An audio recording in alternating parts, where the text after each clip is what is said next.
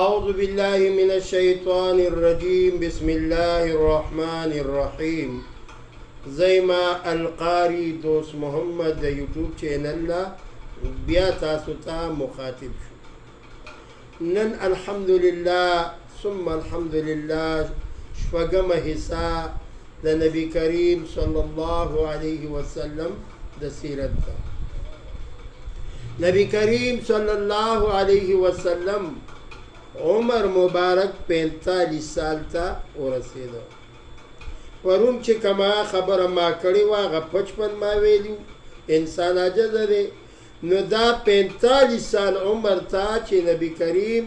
صلی الله علیه وسلم مبارک عمر ورسېده نو هجرت کوي کم ځای ته؟ حبشې ته. حبشه یو ډېر ښایسته مقام دی او نبی کریم صلی الله علیه وسلم سره 12 چند کسان دي او حبشې ته ځي. اول ته کې درس او تبلیغ کوي.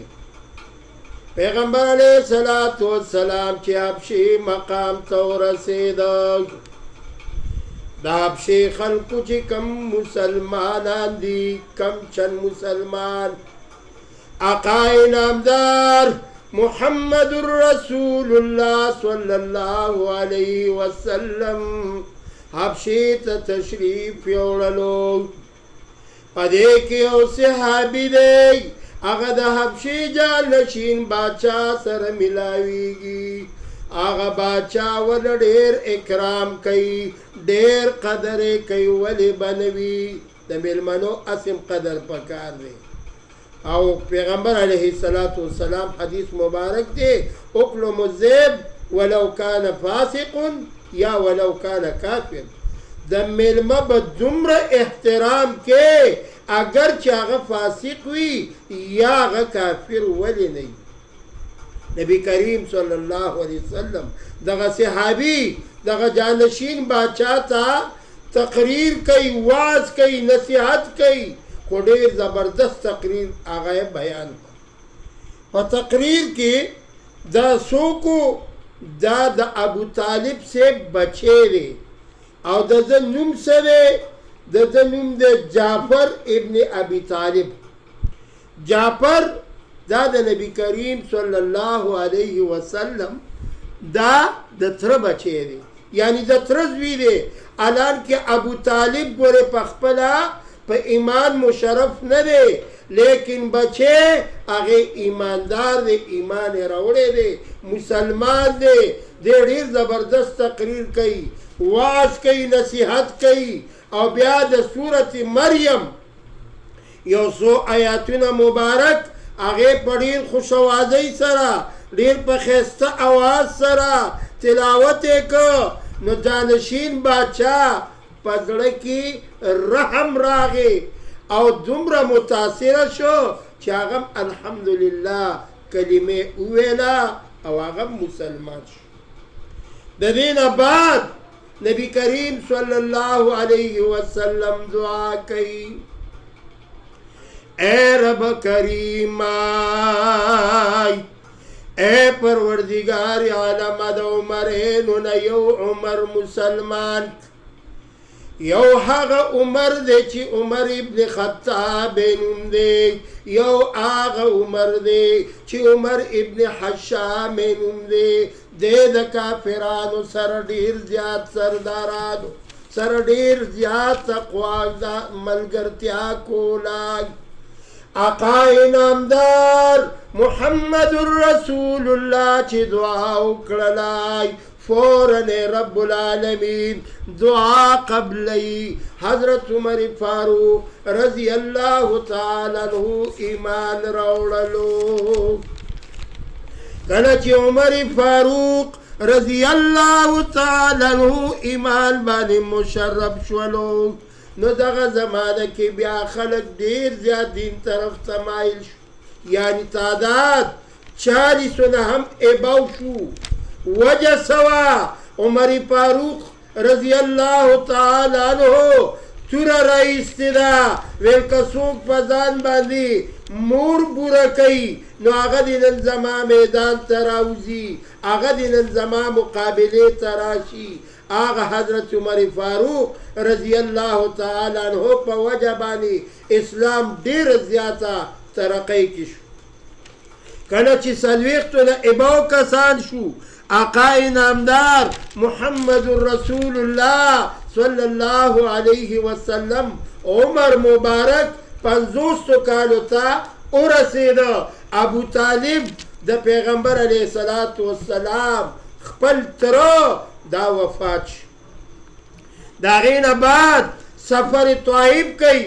طائف دی رب العالمین منګ او تاسو ته وښیي اجیانو صاحبانو عمرې والا صاحبانو د طائف هغه سفر کړی دی او هغې لیدلی دی نبی کریم صلی الله علیه وسلم دغه طائف ته چې ځي نو دغه وخت کې عمر 50 کاله دی د طائف خلکو ته تبلیغ کوي او څه ورته وایي ای زما مخلوق ای زما امتیانو دا کلمه ووایي چې لا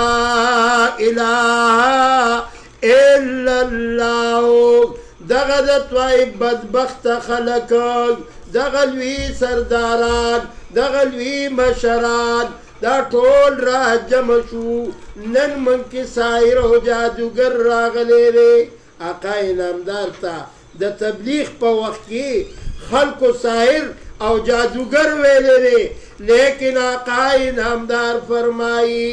اے خلق تاسو ډېر ناپوهئ ستاسو بالکل توجه الی الله نه دی الله طرف ته متوجه شئ د یو الله عبادت وکئ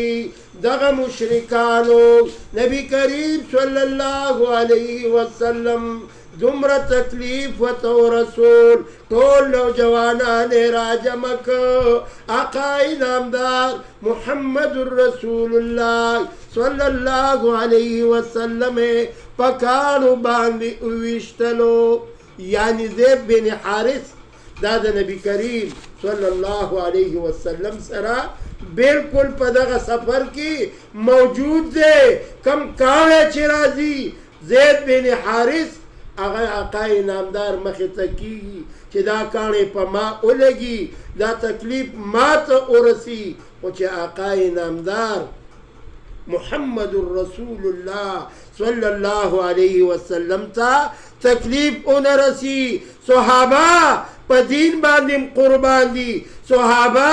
په عقاید و جهاد باندې قربان دي زید بن حارث اغم زخمی شو آقا انعامدار محمد رسول الله زخم دومره سیوا شو پړې مبارکې د وینو نه ډکې شوې آقا انعامدار واپس مکی مکرمې ته تشریف آوري کوي اراده وکړله چې زه واپس مکې ته ځمه دې د طائف خلکو زما تبلیغ زما نصیحت یو میاشت محنت وکړو لیکن دغه بدبخته قوم په دې کې یو مسلمان نشو آقا انعامدار محمد رسول الله د جبریل علیه السلام په منډه منډه باندې راځي اے د دواړو جهانو سردار الله را لېږلی ما ساته چې څومره تکلیف ملو شو حکم راته وکړه چې د طائف دا غرونه پرې راواړو ما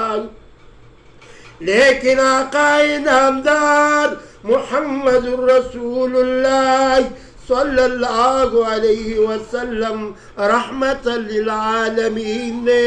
ټول عالم د پاره رحمت دی هغه بددعایي نه کوي خیرې نه کوي دعا کوي یا الله د طائف خلک دا زما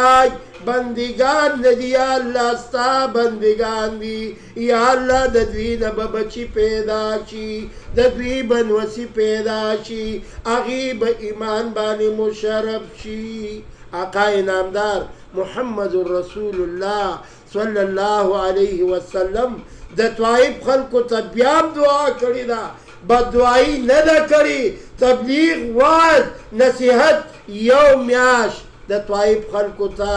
زاری او منت وکړو چې تاسو یو الله ومنئ د یو الله عبادت وکئ نو رب العالمین دی موږ او تاسو کې د نبی علیه الصلاة والسلام